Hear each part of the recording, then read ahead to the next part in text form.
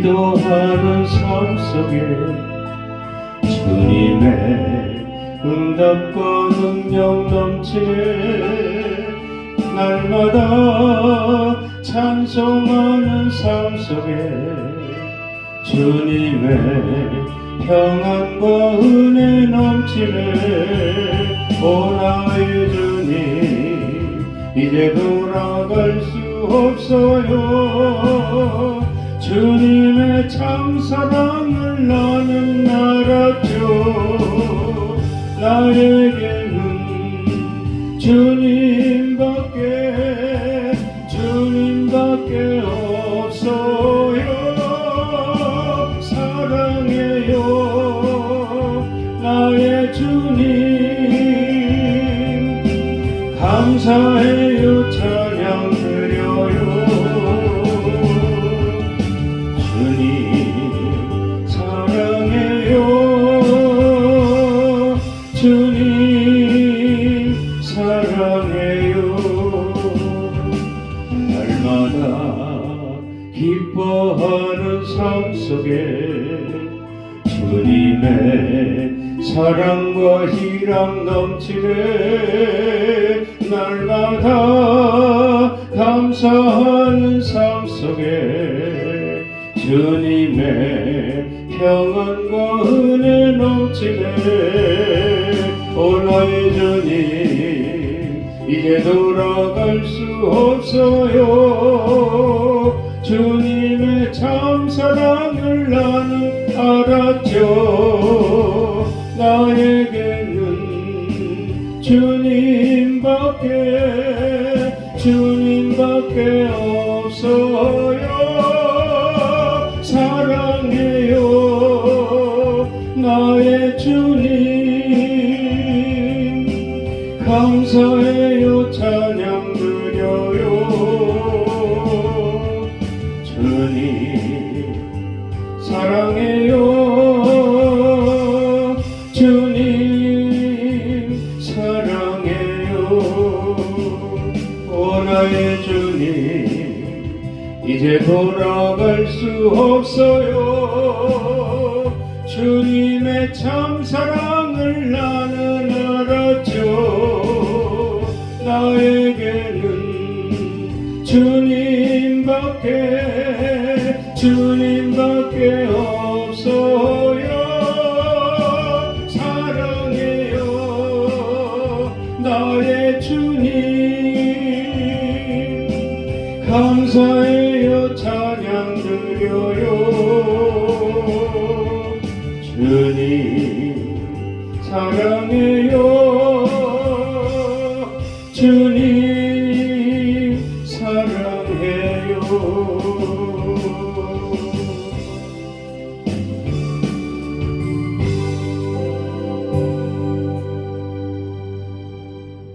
오늘 우리에게 주신 하나님 말씀을 보겠습니다. 누가복음 18장 9절에서 13절까지 말씀입니다. 또 자기를 의롭다고 믿고 다른 사람을 멸시하는 자들에게 이 비유로 말씀하시되, 두 사람이 기도하러 성전에 올라가니 하나는 바리새인이요 하나는 세리라.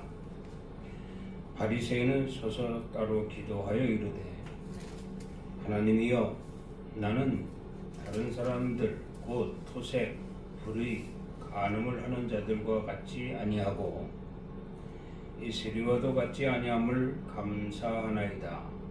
나는 일에 2번씩 금식하고 또 소득의 11조를 드리나이다 하고, 세리는 멀리 서서 감히 눈을 들어 하늘을 쳐다보지 못하고 다만 가슴을 치며 이르되, 하나님이여 불쌍히 여기소서, 나는 죄인으로소이다 하였느니라. 아멘. 이 시간도 함께 하신 주님을 찬양합니다. 우리에게 큰 은혜가 있게 하시고 이것을 통한 하나님의 권능이 임하게 하사 이 시대적 사명을 감당함에 있어서 큰 능력으로 허락하여 주실 줄을 믿습니다. 오늘 말씀이 생명의 말씀이 되길 원합니다. 모두에게 은혜의 말씀이 되길 원합니다. 하나님 영광 홀로 받으시고 한량없는 은혜가 넘치는 시간 되게 하여 주시옵소서. 예수 그리스도 이름으로 기도드리옵나이다. 아멘. 할렐루야. 오늘도 우리 주님이 함께 하시는 줄 믿습니다. 2026년도 새롭게 시작한 1월 달이 다 갔습니다. 2월 첫째 날 주일인데 2월 한 달 오늘 예배를 통해서 우리에게 하나님의 크신 은혜가 또 있을 수 있도록 아름다운 교제의 첫날이 되었으면 합니다. 오늘 말씀 제목은 바리새인과 세리입니다. 은혜의 시간 되기를 바랍니다. 어느 프로 축구팀 주장은 경기 때마다 항상 동전 선택을 그림으로 한다고 합니다. 후배 선수가 질문을 합니다. 선배님은 왜 동전 선택을 항상 그림으로 합니까? 그러니까 이 선배가 하는 주장이죠. 주장이 하는 말이 그림이 좋아서 했다라고 합니다. 아리송하죠. 후배 선수는 아리송했습니다. 고개를 갸우뚱하면서 이해를 못했죠. 별 뜻 없이 한 말일까? 아니면 이 말에 깊은 뜻이 담겨 있을까? 우리에게 생각해 보는 시간이 아닌가. 노래 중에 동전 인생이라는 제목을 가진 노래가 있어요. 그 가사를 보면서 난 이런 생각을 해봤습니다. 바람같이 날아온 인생의 끝자락에서 별것 아닌 돈을 사랑했던 지난달의 삶은 헛되고 모진 세월이었다. 다시 나에게 삶의 기회를 준다면 오늘을 위하여, 그러니까 인생 끝자락을 위하여 아름다운 그림을 그리리라. 시 같으죠?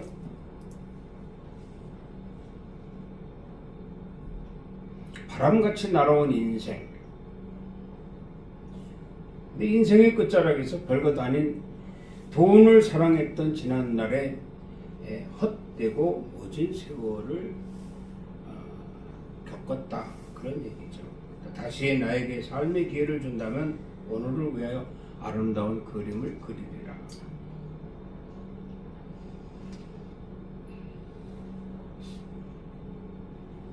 우리가 항상 사용하고 있는 동전은 모두가 앞뒤면이 다릅니다. 한쪽은 숫자로, 한쪽은 그림으로 구분됩니다. 이렇게 구분은 되지만 그러나 분리는 할 수 없습니다. 우리 성도들 또한 교리와 생활은 구분할 수 있지만 분리할 수 없는 것이 사실이다. 이렇게 말씀을 드립니다. 그렇다고 하면 하나님이 바라고 원하시는 것이 무엇일까 생각을 해볼 필요가 있지 않습니까? 누군가는 교리는 잘 아는데 삶이 엉망이라고 한다면 정말로 이 말도 안 되겠지요. 그러나 교리도 잘 알고 그것을 가슴으로 받아 삶에 적용을 한다면 당연히 분리할 수 없는 가치 있는 성도가 되지 않겠는가.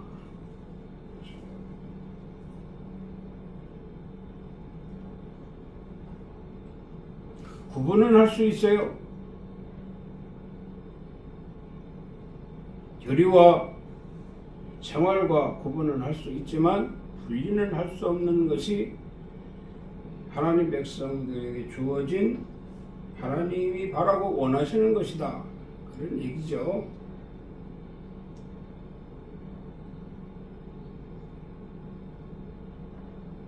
마태복음 6장 24절에 보면 한 사람이 두 주인을 섬기지 못할 것이 혹 이를 위해 미워하고 저를 사랑하거나 혹 이를 중히 여기고 저를 경히 여김이라. 너희가 하나님과 재물을 겸하여 섬기지 못하느니라. 재물은 숫자를 말하게 됩니다. 하나님이 계신, 하나님이 창설하신 저 천국은 바로 그림입니다.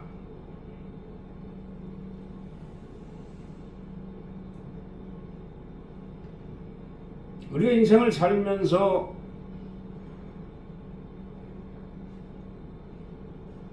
구분은 할 수 있습니다.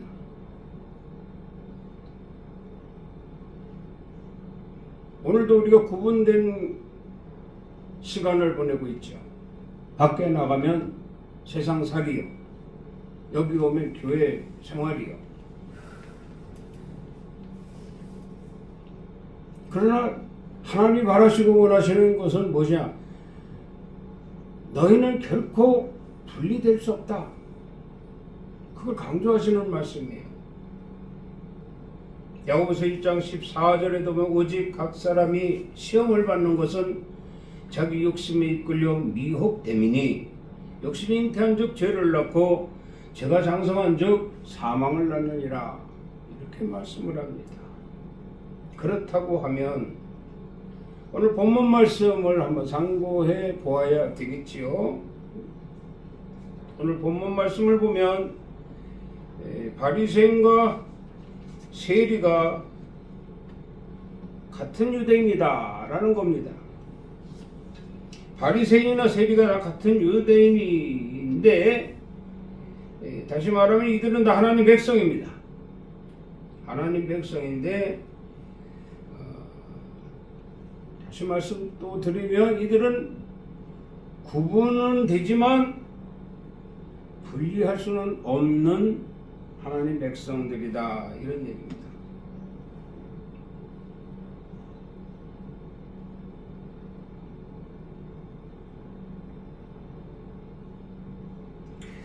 그러나 그들을 그들의 믿음을 보시고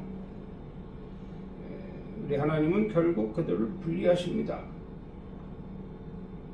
교리를 잘 알고 있는 바리새인의 삶은 전혀 엉망이었다. 반면에 교리는 잘 모르지만 삶의 어떤 바른 세리는 의롭다 하심을 받게 되었다라는 겁니다.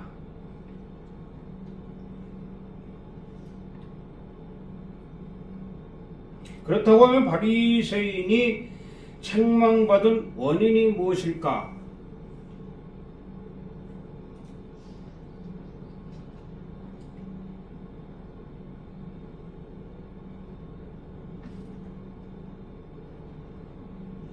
마태복음 11장 29절 말씀을 봅니다. 나는 마음이 온유하고 겸손하니 나의 멍에를 메고 내게 배우라. 그리하면 너의 마음에 쉼을 얻으리라.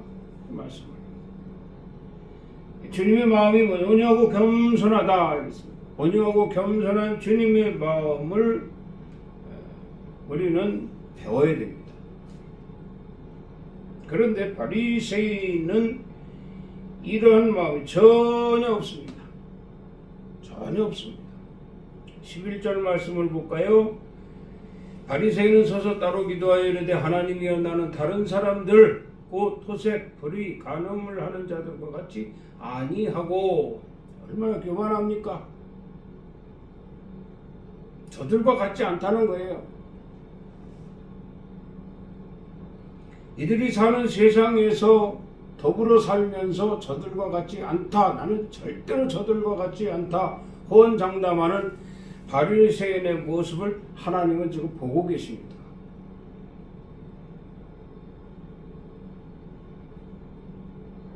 그리고 이 세리와도 같지 아니함을 감사하나이다. 이렇게 기도를 합니다.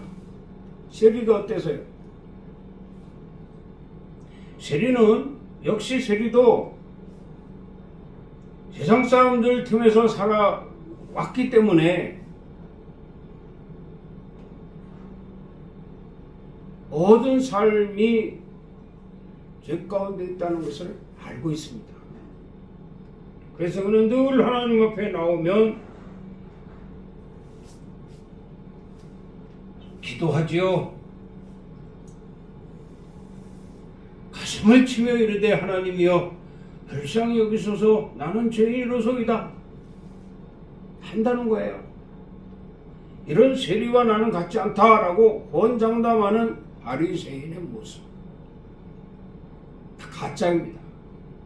거짓입니다.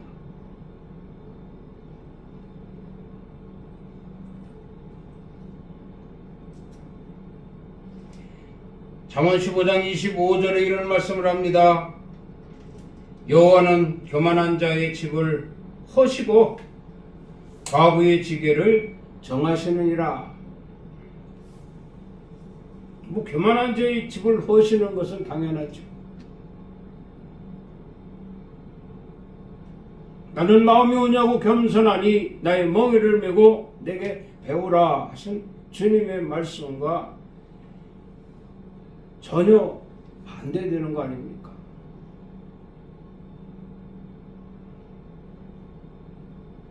그러니까 구분은 할 수 있지만 분리될 수 없다는 사실을 하나만 우리가 안다면, 나는 결코 하나님이 택한 백성 중에 하나님이 바라고 원하시는 것에 분리될 수 없다라는 것을 안다면 고쳐야죠. 세리와 같아야죠. 주여, 제가 교만했었나이다. 제가 불의를 저질렀나이다. 회개하오니 불쌍히 여기시고 용서해 주시옵소서 하는 기도를 해야 된다는 거예요.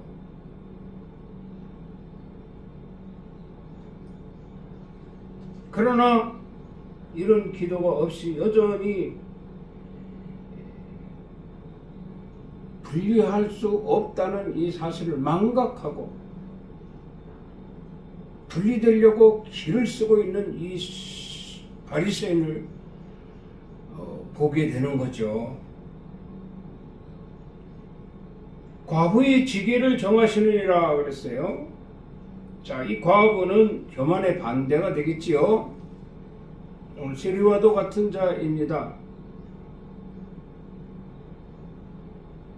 기계라고 하네. 지게 과부의 지게라고 해. 지게는 그겁니다.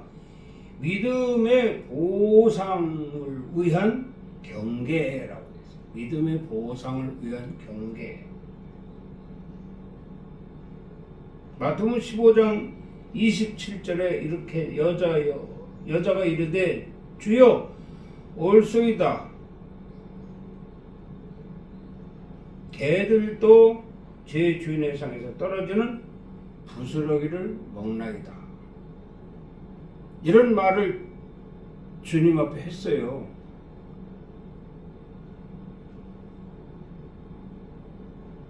개 취급을 해도 좋사오니 부스러기라도 던져주십시오. 제가 먹겠나이다. 이 부스러기는 주님이 행하시는 모든 사역의 찌꺼기죠. 찌꺼기라도 줬사오니 저에게 던져주십시오. 저에게 주십시오. 얼마나 겸손합니까?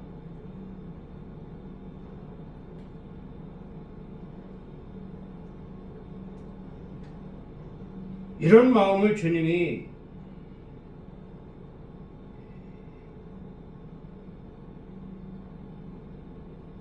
그 믿음을 보시고 보상을 정하셨다, 이런 얘기입니다. 여러분, 우리 보상받기를 원하잖아요. 구분되어져 있는 인생을 우리가 살아가고 있습니다.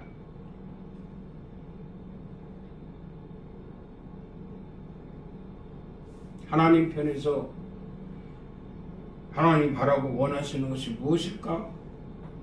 오늘 다시 한번 말씀을 통해서 깨닫고, 그래, 분리될 수 없는 현실 속에서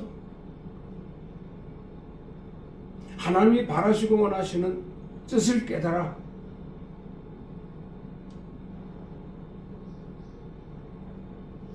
하나님 우리의 믿음을 보시고 경계를 정하시고자 했던, 범위를 정하시고자 했던 이런 과부의 지게가 내 것이 되게 하리라, 이런 각오가 있었으면 하는 것이 바람입니다. 잠언 16장 18절도 이런 말씀이 있습니다. 교만은 패망의 선봉이요 거만한 마음은 넘어짐의 앞잡이니라.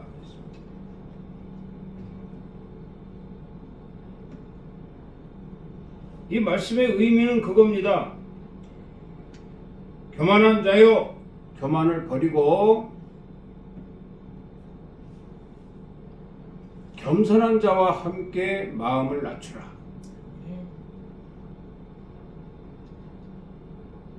분리될 수 없는 분명한 사실 앞에 깨달으라, 이 말씀이에요.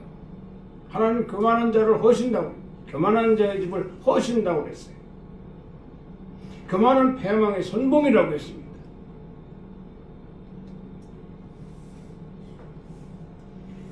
교만은 넘어짐의 앞잡이라고 했습니다. 결국 하나님께 이제 끝날 하나님 앞에 섰을 때 결국 거기서 분리될 수밖에 없는 인생을 살았다면 내 인생은, 내 영혼은 어디로 갈 것인가?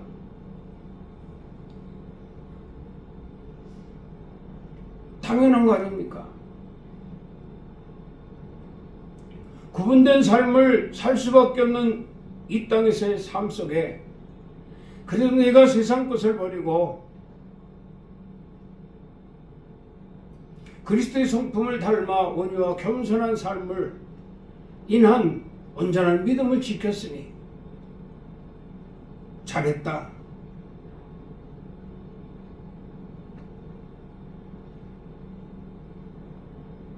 칭찬받는 그런 성도가 되어야 하지 않겠는가 하는 말씀입니다. 그 교만의 행위에 대해서 조금 살펴보면요, 어떤 것이 교만에 포함될까? 불량한 자,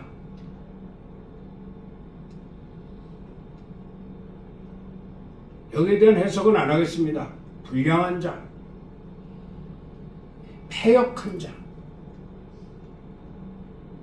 강포한 자, 악한 자, 노하기에 빠른 자, 토색하는 자, 불의하는 자, 간음하는 자, 이런 자들을 여호와께서 미워하시느니라. 반드시 분리될 겁니다.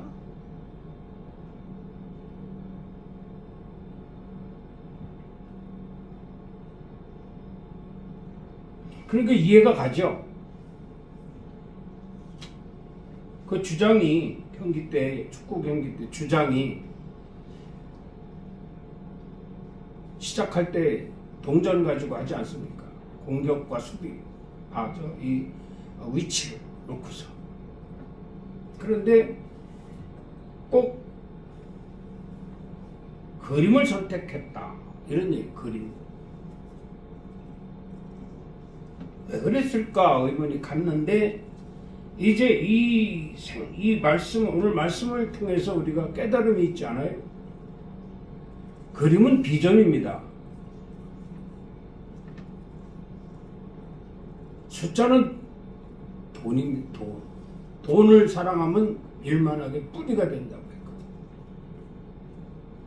욕심이 잉태한 즉 죄를 낳고 죄가 장성한 즉 사망을 낳느니라 하셨어요.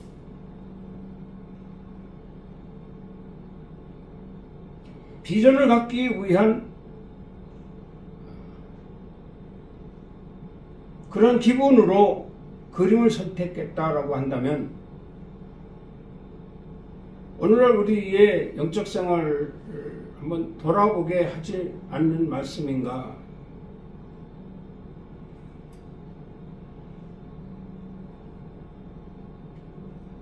근데 겸손은요, 존귀의 앞잡이라고 했어요. 교만은 패망의 선봉이고 겸손은 존귀의 앞잡이라. 겸손한 자를 존귀히 여긴다는 거죠.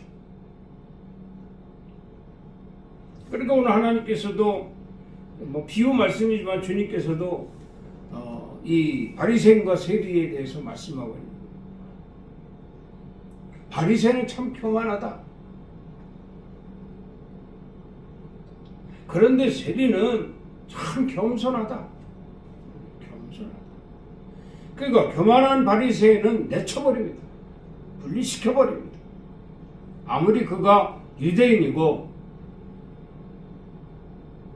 그가 하나님 백성이고 그가 이스라엘 백성이다 할지라도 하나님께서 그를 분리시켜버립니다. 그런데 세리는 존귀히 여기시더라.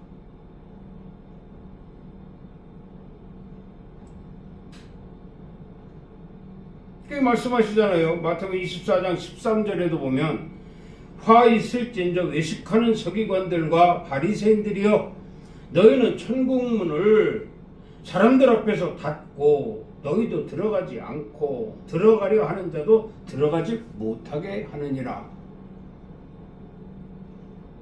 이 기가 막힌 일이죠. 이 외식하는 자들이라고 말합니다. 그러니까 동전 같은 사람들이 한쪽은 율법을 공부하고 하나님 말씀으로 백성들을 가르치는 랍비들이에요. 랍비들. 자, 그들이 주 목적은 뭐냐? 백성들에게 하나님의 뜻을 전하는 거거든요. 하나님이 바라시고 원하시는 쪽으로 백성들을 인도하는 막중한 책임을 갖고 있는 자들이에요.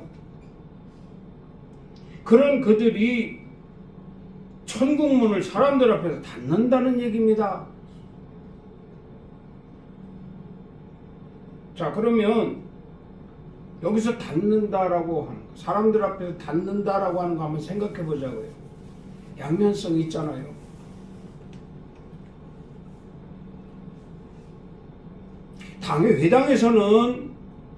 회당에서는 그림을 그립니다.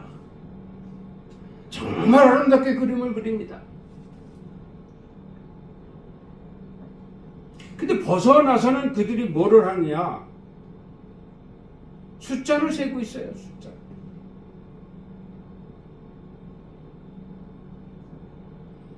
성경에 주님 말씀으로 기록되어 있잖아요. 마태복음 24장 13절에 기록되어 있는 말씀이기 때문에 이것은 분명한 사실입니다. 요즘에도 혹 그런 영적 지도자들이 있을까 조심스러워지죠. 자, 그리고 또 있습니다. 여기 보면은 너희도 들어가지 않고 그랬어요. 그러니까 이건 이제 비중을 따지는 거예요. 비중. 양면을 놓고 판단하는 겁니다. 그림이 80%고 숫자가 20%인가? 아니면 숫자가 80%고 그림이 20%인가? 아니면 숫자가 100%고 그림은 0%인가? 자신은 알고 있다 이 말이에요. 자신은 알아요.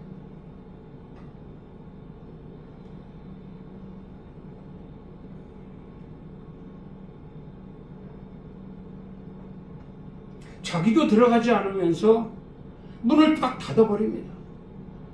들어가고 싶어하는 자들까지도 못 들어오게 한다는 거죠.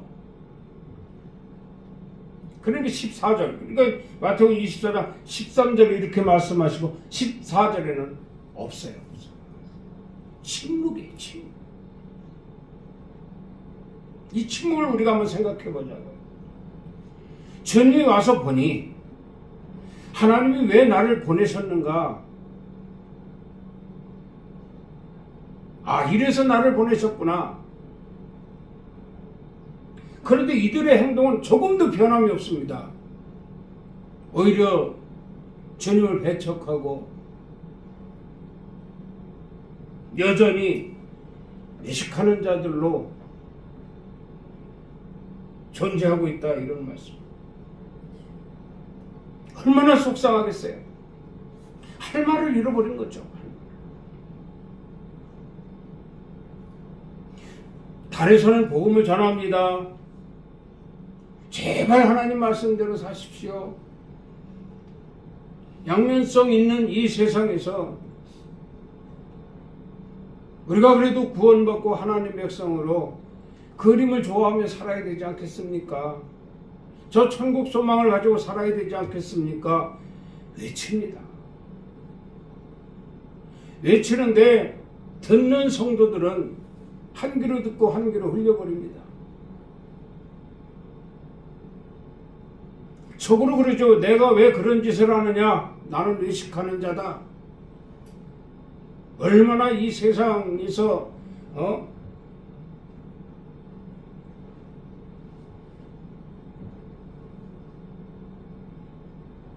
이 삶이 얼마나 좋은데 그렇게 생각을 하고 있다 이 말이에요. 그 얼마나 속상해.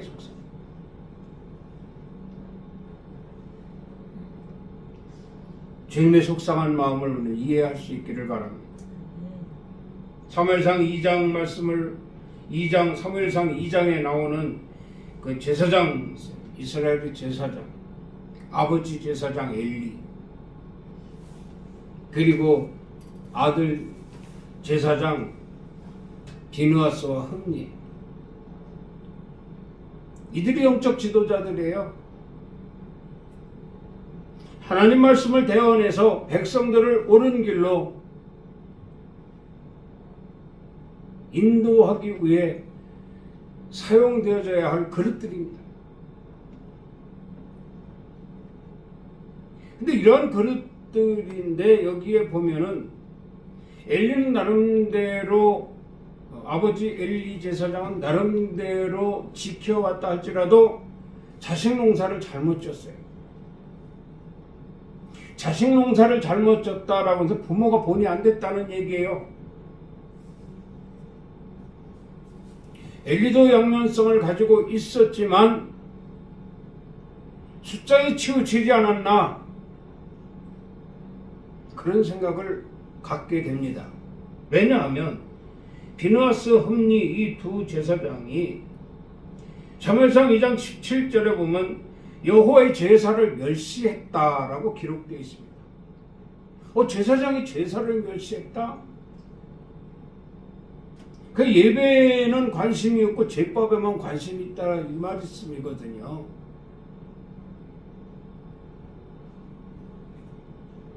예배에 관심이 있어야죠. 하나님이 받으시는 예배를 인도해야 되지 않겠냐 이 말입니다. 그런데 머릿속은 그게 아니라 참 숫자에만 관심이 있었던 거예요. 사무엘상 2장 22절에도 보면 수종드는 여인과 동침했다 이렇게 나옵니다. 간음했다. 수종드는 여인과 동침했다. 성경에 그렇게 기록되어 있어요.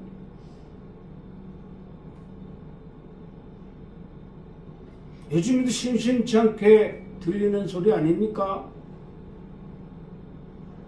가슴 아픈 일입니다. 가슴 아픈 일이에요. 신앙생활 좀 잘하고 섬기기도 잘하고 봉사도 잘하고 헌신도 잘하고 이런 성도들 더 이상은 말씀을 안 드리겠지만 정말 안타까운 일이 아닐 수가 없는 겁니다.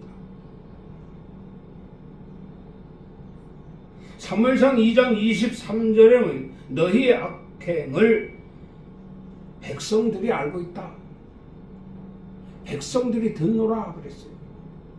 악행, 간음을, 멸시, 제사 멸시를, 예배 관심, 예배 멸시. 그래서 비느하스 흠니가 자기의 본분을 망각하고 양면성인 그림을 위한 저 천국을 위한 하나님의 영광을 위한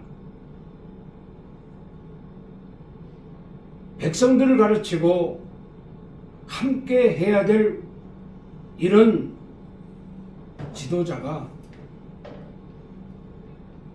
안타까운 일이죠. 숫자를 좋아했다.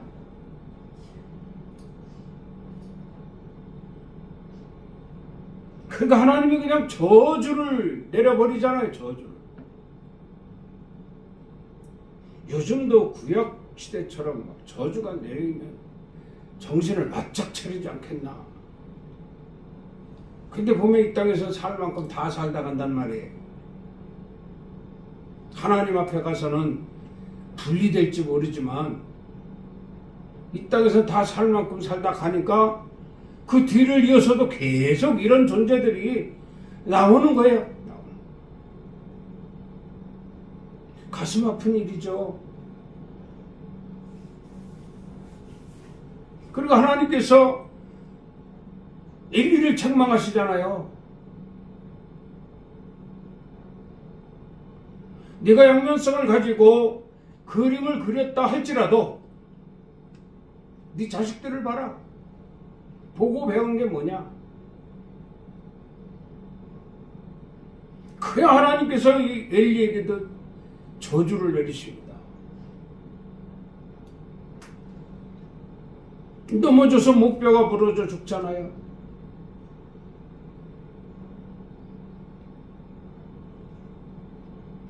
두려운 겁니다. 여호와 하나님을 두려워해야 합니다. 이 세상에 살고 있기 때문에 우리 양면성을 가지고 있어요.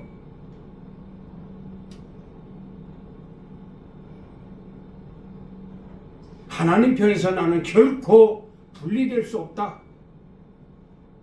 이 땅에서 주님 부르시는 그날까지 분리되지 않을 것이다 라고 우리가 다짐하고 명심하고 영적 관리하면서 살아간다면 하나님 나라에서 결코 분리되지 않을 것입니다. 영생의 소망을 반드시 이루게 될 것이라. 야고보서 3장 13절에 이런 말씀이 있습니다. 선행으로 말미암아 지혜의 운영함으로 그 행함을 보일지니라. 선행. 선행의 반대는 뭡니까? 악행이죠. 악행하는 자들은 반드시 분리될 것이다. 세상에 하나님과 무관한 예수 그리스도를 믿지 않는 세상 사람들에게 상관이 없어요. 오로지 이 말씀은 우리 믿는 자들에게만 합당한 말씀입니다. 그게 잘 알아야 돼요. 세상 사람들이 아무것도 모르고 그저 들리는 소리, 소문, 뭐 눈으로 보이는 어떤 것들, 이런 것들로 해서 교회를 비판하고 말씀을 부인하고 이런 거 아무 상관이 없습니다. 믿지 않는 사람들이 무슨 말을 한다 할지라도 그것은 다 가짜가 되는 거예요. 가짜가. 그런데 우리 믿는 사람들은 전혀 안 그렇거든요. 선행이라고 말하죠. 이 선행으로 말미암아, 이 선행은 바로 하나님 말씀 중심입니다. 말씀대로만 살면 선한 거예요.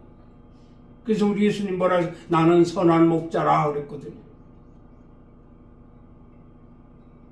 선한 목자라 말씀하신 주님의 지혜를 한번 생각해 보자고요.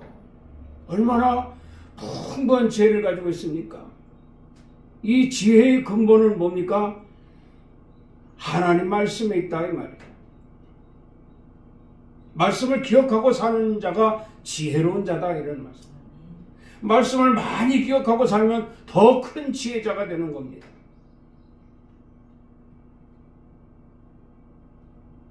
이런 지혜, 이 선행으로 말미암아 지혜의 온유함으로 그 행함을 보일지니라 이렇게 말씀합니다. 보여라 이 말입니다. 보여라. 네가 그림을 좋아하면, 숫자를 싫어하고 그림을 좋아한다면 보여라. 보여라. 그래서 본이 되게 하라. 앞서 엘리 제사장은 그림을 좋아한다 하면서도 보이질 못한 결과가 저주를 받게 된 거 아닙니까? 가슴 아픈 일이죠.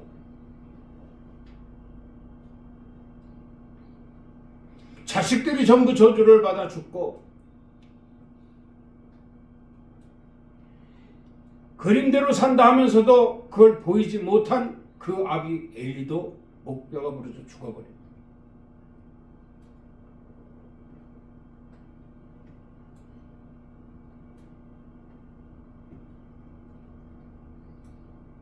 마태복음 16장 24절에 이렇게 말씀합니다. 이에 예수께서 제자들에게 이르시되 누구든지 나를 따라 오려거든 자기를 부인하고 자기 십자가를 지고 나를 따를 것이니라. 자기를 부인하라는 거예요. 여기서 자기를 부인하라 한 이 말씀은 다른 거 아니잖아요. 우리 양면성을 가지고 있잖아요. 숫자를 부인하라는 거예요.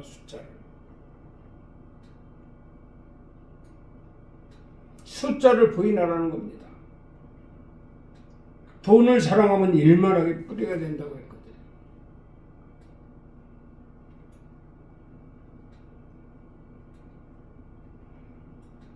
그리고 그림을 계속 그리라는 거예요. 그림. 비전을 가지라는 얘기죠. 그림을 그리라고 하니까 무슨 화폭에 담는 이런 그림이 아니에요. 이건 어떠한 그 그림은 배움으로 인한 어떠한 화폭에 담는 거지만 이 그림은요, 분리되기 싫다. 나는 절대로 분리되지 않을 것이다. 라는 전제 아래 비전을 갖고 영생에 이르기까지 이 땅에서 영적 관리하는 거예요. 그게 바로 얼마나 힘들면 십자가라고 말씀합니까? 힘들죠. 세상은요, 이렇게 선하고 그림 그린 사람들을 싫어해요. 그런데 반면에 이 바리새인 같은 사람 되게 좋아하거든요. 외식하고 가식하고 이런 자들. 회칠한 무덤아 독사의 자식들아. 예수님이 책망하는 그들은 세상이 좋아하는 자들이에요. 여기 다른 사람들이라고 하잖아요. 다른 사람들. 세상이 좋아하는 사람 토색하고 불의하고 간음하고 이런 자들. 이런 일은 또 쉽게 배워요. 쉽게 배워. 복음은 따라오기가 굉장히 어렵지만 십자가를 져야 따라오지만 돈을 따라가는 건 굉장히 쉽게 따라간다 이 말씀이에요.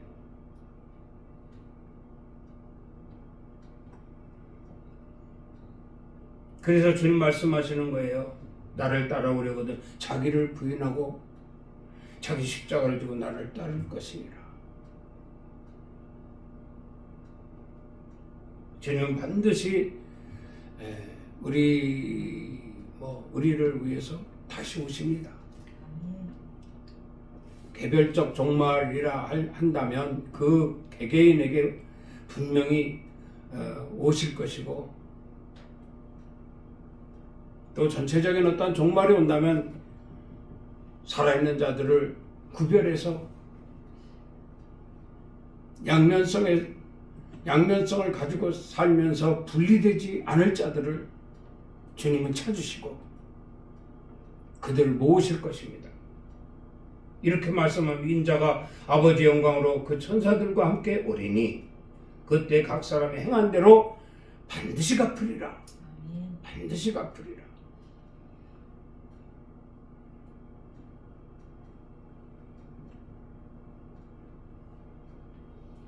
주님 안에서 믿음의 분량에 따라 나름대로 구분을 할 수 있겠지만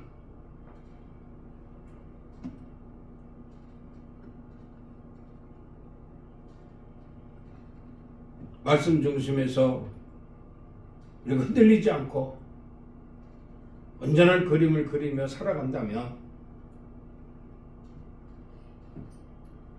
주님은 기뻐하실 것입니다. 그래 내가 너를 위해서 왔노라. 다시 오실 때 말이죠. 내가 너를 위해서 왔노라. 주님의 손에 붙들림 받으어 저 천성으로 영생으로 인도되어질 것이니 그날을 그리자고요. 그날을 그려. 절대 그림 있는 쪽으로 우리가 시야를 넓히고 숫자는 보지 말고 그림 있는 쪽으로 시야를 넓혀서 살자고요. 그렇게 될 때 비로소 하나님이 기뻐하시고 그래 네가 내 뜻대로 세상에서 분리되어 잘 살았구나. 내 믿음을 지켰구나. 이렇게 칭찬받을 수 있는 성도들이 되어야 할 것입니다. 아멘. 앞으로 우리의 삶은 하나님 보장해 주실 것이고 아멘. 이후의 삶까지도 끝까지 지켜주실 것이니 참된 그리스도인으로 승리할 수 있는 여러분들이 되기를 주의 이름으로 축원합니다. 아멘. 기도합니다. 주님의 은혜를 감사합니다. 이 세상에서 태어나 하나님의 자녀가 되어 양면성을 갖게 된 것 깨닫게 하심을 감사합니다. 숫자를 보지 말고 그림을 그리라 말씀하셨습니다. 주여, 주님이 다시 오실 때 주님 손에 붙들릴 그림 그리게 하시고 저 천국의 소망을 이루며 영생으로 인도되어질 수 있는 아름다운 그림으로 승리하는 저희들 되게 하여 주시옵소서. 함께 하심을 감사하고 예수 그리스도 이름으로 기도드리옵나이다. 아멘. 지금은 우리 주 예수 그리스도의 은혜와 우리 하나님 아버지의 그 크신 사랑하심과 성령님의 감화 감동 충만 위로 역사하심이 오늘 거룩한 성일 주님 전에 모여 주님을 찬양하고 말씀의 은혜를 받아 나도 그림을 그릴 때 하나님 나라 저 천국의 소망을 영생으로 반드시 이 그림에 승리할 것이라고 다짐하고 돌아가는 성도들 머리 위에와 가정 위에, 일터 위에, 사업장 위에, 이 나라 이 민족 위에, 렐림교회 위에 이제로부터 영원토록 함께 있을지어다. 아멘. 주여 감사합니다. 우리가 양면성을 가지고 있지만 오늘 말씀대로 숫자를 무시하고 그림을 그리라 말씀하셨습니다. 그림으로 승리하는 저희들 되게 하여 주시옵소서. 예수 그리스도로 축복하고 기도드리옵나이다. 아멘. 하나님께 영광의 박수를 올립니다. 모두 승리했습니다.